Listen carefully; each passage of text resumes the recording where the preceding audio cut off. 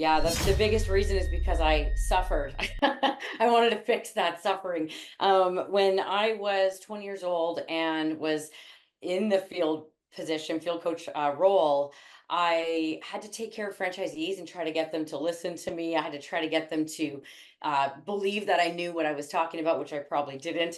And that was the problem. I didn't have any coaching and training and guidance.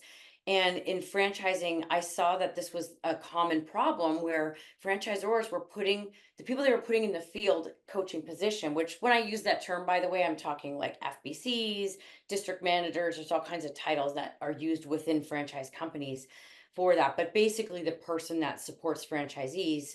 So having, been in that role and recognizing that that's what franchisors were doing, they were putting, junior people in that role without any coaching and training and expecting that person to be able to move the needle with franchisees.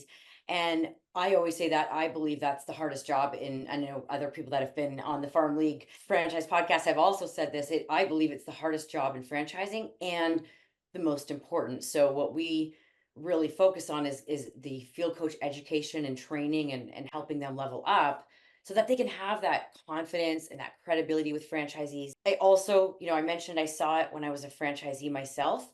I noticed that when people would come in to try to support me, they, especially, I mentioned I was the founder's daughter, so they probably came in with some insecurity about like, what am I going to be able to help her with?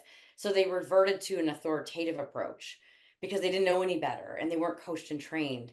So they would come in and tell me that I was not selling a certain product, but without, investigating on why I wasn't selling it. Maybe it was because it was like not available as an inventory at that time. So that wasn't helping me grow my business. So I saw that also from that side. So really just trying to fill that gap and help franchisors be able to get their franchisees where the franchisees want to get to. And of course, where the franchisor wants them to get to be mutually beneficial.